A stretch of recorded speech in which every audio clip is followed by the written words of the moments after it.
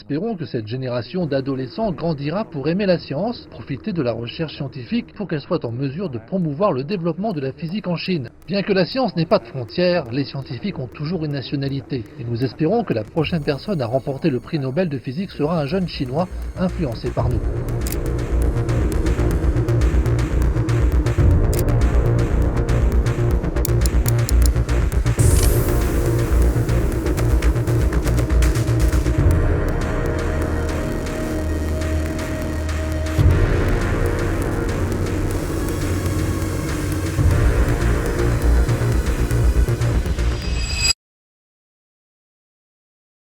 Et si la science et la technologie se parlaient désormais en mandarin? Eh bien, en 2026, selon un rapport de l'Australian Strategic Policy Institute, ASPI, la Chine domine 90% des technologies critiques. Tu as bien entendu, 90%. Un chiffre qui sonne comme un coup de tonnerre. Pourtant souvent présenté comme l'un des plus virulents critiques de Pékin. L'ASPI, l'Institut australien de stratégie, se heurte aujourd'hui à une réalité difficile à contourner. Dans son dernier Critical Technology Tracker, il reconnaît que la Chine domine désormais la recherche dans 66 des 74 technologies critiques, de l'IA aux communications avancées. Ce n'est donc pas moi qui le dis. En une décennie, un pays qui était dans l'ombre a décidé de chambouler l'ordre mondial. Pendant que l'Occident était occupé à discuter de tout et de rien, la Chine a mis les bouchées doubles et a pris la tête des domaines stratégiques. Ce n'est pas juste un petit coup de pouce, c'est carrément un tournant. La domination scientifique n'est plus réservée aux États-Unis et à l'Europe. Aujourd'hui, la Chine a redéfini les règles du jeu. Et ce n'est pas pour dans 50 ans, mais bien maintenant. La question qu'on se pose, c'est comment en est-on arrivé là? Comment un pays qui semblait encore derrière il y a 20 ans a réussi à s'imposer et à prendre les rênes? Bienvenue dans cette nouvelle vidéo. Je suis Excel Henrich, développeur. Si tu es nouveau, abonne-toi et partage. Ça fait toujours plaisir.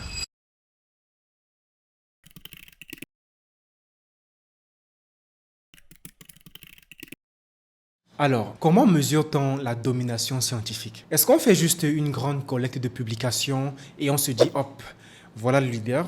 Pas vraiment. Pour être honnête, c'est un peu plus subtil que ça. L'un des indicateurs clés, c'est la part de publications les plus citées, celles qui font vraiment le buzz dans la communauté scientifique. Globalement, on parle du top 10% des articles, ceux qui font le plus de bruit, ceux qui sont repris, analysés et commentés. Donc ce n'est pas juste une histoire de nombre de publications. On peut publier des milliers de papiers, mais si personne ne te cite, ça ne veut rien dire. Les citations sont l'arme secrète pour mesurer l'impact réel d'une recherche. Elles montrent combien de fois la recherche va influencer d'autres travaux, c'est-à-dire son pouvoir réel de changement, de bouger les lignes. Et c'est là qu'entrent en jeu des outils comme l'ASPI ainsi que d'autres trackers spécialisés sur les technologies critiques. Ils suivent ça de près, décortiquent les publications dans des domaines ultra stratégiques et attribuent des scores. Quand tu vois qu'un pays accumule des citations dans des domaines clés, tu comprends que là, on parle de domination intellectuelle, pas juste de production industrielle. Et la méthode d'évaluation va plus loin. L'ASPI s'appuie sur un gros travail de données autour des publications scientifiques sur des périodes longues.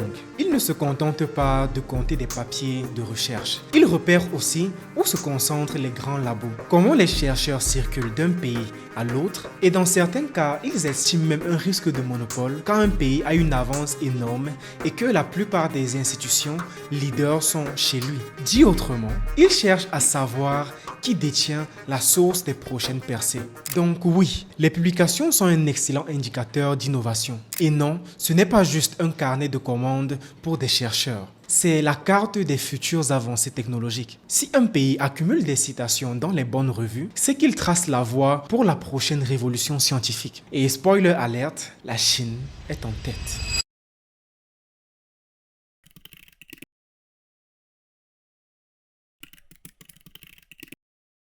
Revenons un peu en arrière. En 2000, la scène scientifique mondiale ressemble à quoi? C'est assez simple, les États-Unis et l'Europe avaient quasiment tous les pouvoirs. Quand on parlait de recherche de pointe, c'était souvent eux qui menaient la danse. Et tout le monde les suivait comme des maîtres du jeu. La Chine, elle, était bien loin de cette image. À l'époque, on la voyait surtout comme l'atelier du monde, plutôt axé sur la production, pas sur l'innovation scientifique de haut niveau. L'Occident avait l'air d'avoir toutes les cartes en main. D'ailleurs, il l'avait.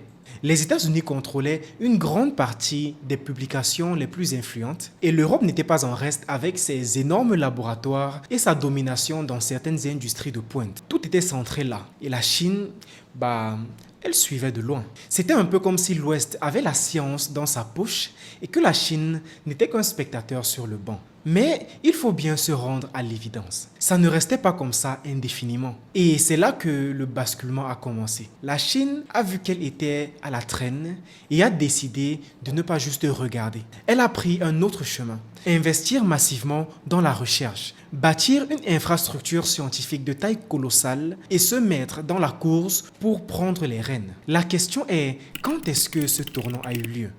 Eh bien, la réponse est tout simplement maintenant.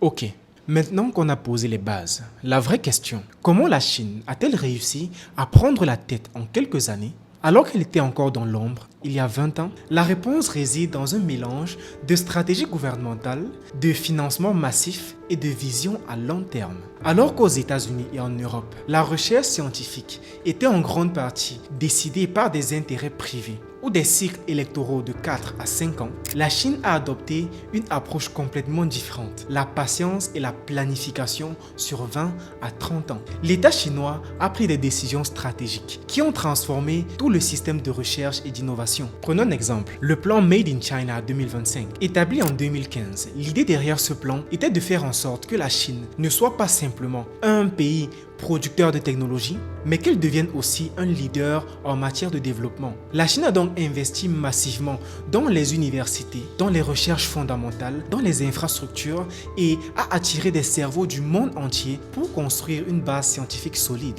Et bien sûr, ça ne s'est pas fait du jour au lendemain. Ce changement de cap a été progressif. Mais à force de diriger ses ressources là où ça comptait vraiment, la Chine a commencé à engendrer des résultats concrets. On parle de laboratoires ultramodernes, de startups financés par l'État et surtout d'une connexion étroite entre les chercheurs et l'industrie. Ce modèle permet à la Chine de transformer ses découvertes scientifiques en innovations applicables et industrialisables en un temps record. En gros, pendant que l'Ouest continuait à regarder dans le rétroviseur, la Chine a regardé droit devant et a fait en sorte que tous ces secteurs travaillent main dans la main pour un seul but, prendre l'ascendant. Résultat, aujourd'hui, la Chine est à la fois en avant-garde de la recherche et un acteur incontournable sur le marché global des technologies.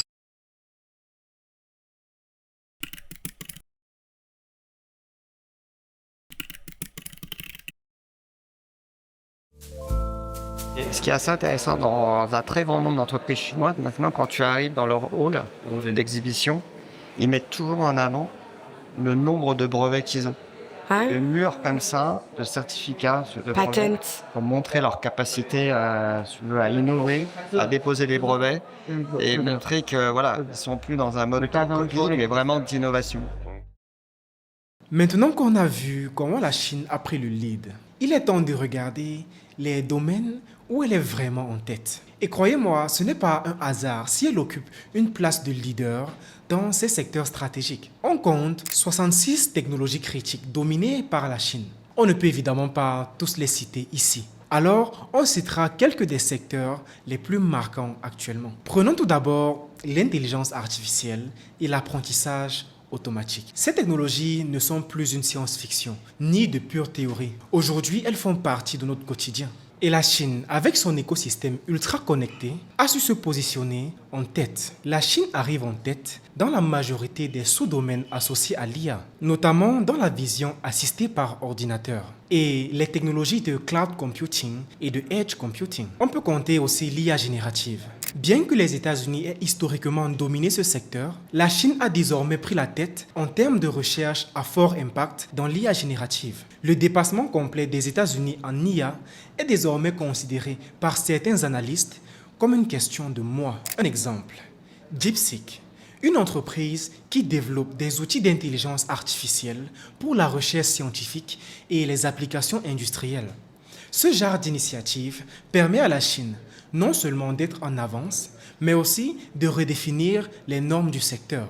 D'ailleurs, j'ai fait une vidéo entière dédiée à DeepSeek. Je vous invite à la regarder juste après celle-ci. Mais après, finissez d'abord la vidéo aussi. Ensuite, on ne peut pas ignorer la robotique et les matériaux avancés. Ces secteurs sont cruciaux pour l'avenir de l'industrie. Laissez-moi vous dire que les robots chinois sont déjà utilisés dans des usines à la pointe de la technologie et les matériaux qu'ils y développent révolutionnent l'industrie moderne. La Chine ne se contente pas de suivre, elle mène la danse. Et parlant de révolution, qui peut oublier le stockage d'énergie et les batteries? La Chine est le plus grand producteur de batteries au monde, avec des entreprises comme CATL qui dominent le marché mondial des batteries pour véhicules électriques. Cette domination dans la transition énergétique est un pilier du pouvoir technologique chinois. Et que dire de l'hypersonique? Oui, on parle bien de vitesse extrême. La Chine n'a pas longtemps testé des missiles hypersoniques capables de voler à plus de 25 fois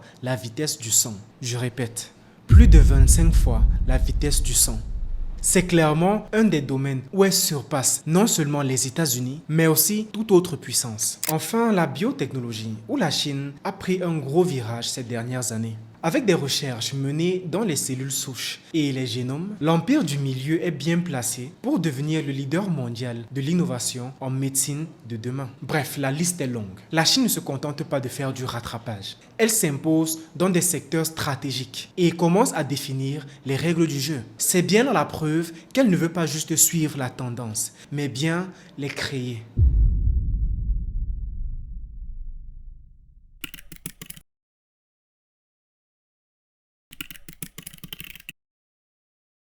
Ok, la Chine est clairement en train de tout rafler. Mais il y a encore quelques domaines où elle n'est pas le leader. Et pour être honnête, ça reste un terrain de jeu où l'Occident garde l'avantage. Parce que malgré tous ces progrès, la Chine n'a pas encore totalement dominé l'écosystème logiciel. Si tu regardes de près, la plupart des grandes plateformes de services numériques, des systèmes d'exploitation et des applications de productivité sont encore largement dominés par des géants occidentaux comme Google, Microsoft et Apple. Ces acteurs sont bien ancrés et ont un écosystème tellement vaste qu'il est difficile pour n'importe quel concurrent, même la Chine, de renverser la situation aisément. Autre domaine où la Chine doit encore se battre, le marché de semi-conducteurs. Ok, la Chine est un géant de la fabrication de composants et de matériaux. Mais quand il s'agit des puces de haute technologie, comme celles utilisées dans les smartphones premium et les ordinateurs portables de pointe, la Chine n'est pas encore complètement indépendante. Ce domaine reste largement dominé par des sociétés comme Intel et TSMC. Et même si la Chine fait des progrès avec des entreprises comme SMIC, petit clin d'œil à la France, non, ça se dit SMIC, Semiconductor Manufacturing International Corporation.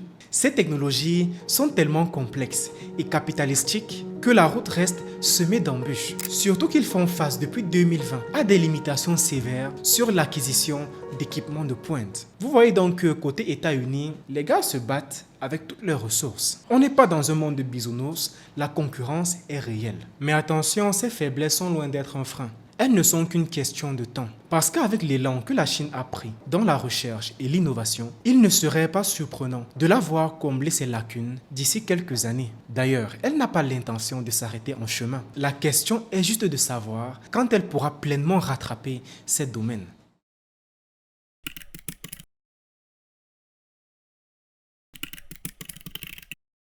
Tu te dis peut-être, ok, la Chine a pris de l'avance, mais pourquoi ça inquiète tant l'Occident? Eh bien, c'est simple. Quand un pays se taille une place de leader mondial dans autant de secteurs stratégiques, ça commence à remettre en question l'équilibre des pouvoirs économiques, technologiques et même militaires actuels. L'Occident a bien compris que ce nouveau modèle chinois pourrait totalement basculer les règles du jeu. La Chine a construit un écosystème autosuffisant qui lui permet de ne plus dépendre des importations pour des technologies clés. En plus, son contrôle sur les chaînes de production dans des domaines comme les batteries ou même l'intelligence artificielle lui donne un levier de pouvoir énorme. Du coup, l'Occident commence à réagir. L'Europe et les États-Unis ont commencé à mettre en place des restrictions et des contrôles d'exportation sur certaines technologies sensibles. Ces mesures cherchent à limiter l'accès de la Chine à des matériaux de pointe et à des composants essentiels. comme ceux utilisés pour les puces électroniques avancées. Comme on dit, à la guerre comme à la guerre. Mais ces tentatives, aussi importantes soient-elles, n'empêchent pas la Chine d'avancer. Et surtout, l'Occident se retrouve face à un dilemme. Bloquer l'accès à certaines technologies, ça peut ralentir la Chine à court terme. Mais cela ne résout pas le vrai problème. Le vrai danger, c'est que la Chine continue de développer ses propres capacités et finit par devenir totalement indépendante des technologies occidentales. C'est un peu comme si plus tu sanctionnes quelqu'un, plus il devient résilient. Tu t'imagines? Je vois la Chine un peu comme Makura dans Jujutsu Kaisen. Plus il reçoit d'attaques, plus il se renforce et s'adapte dans un cycle continu. L'Occident s'inquiète donc du vrai risque. Que la Chine ne devienne pas seulement un acteur majeur, mais le dominant futur. Et que là, l'Ouest perde définitivement son rôle de leader global dans l'innovation.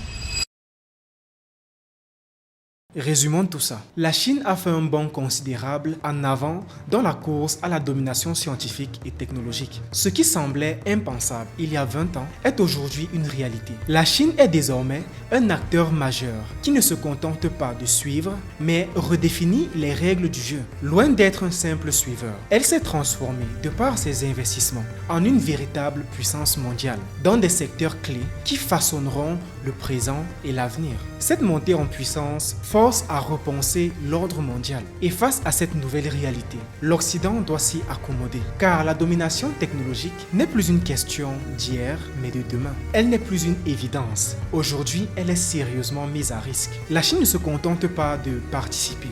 Elle impose sa vision. Ce nouveau paradigme de recherche et d'innovation marque une rupture dans la manière dont nous voyons l'avenir de la science et de la technologie. En tout cas, moi, je vois déjà cet avenir différent. Alors, qu'est-ce que vous en pensez? C'est un changement de cap qui mérite réflexion. Laisse un commentaire pour partager ton avis. Abonne-toi pour ne rien manquer. Like et partage pour booster la vidéo. C'était Excel Enrich et on se dit à la prochaine pour une nouvelle innovation technologique.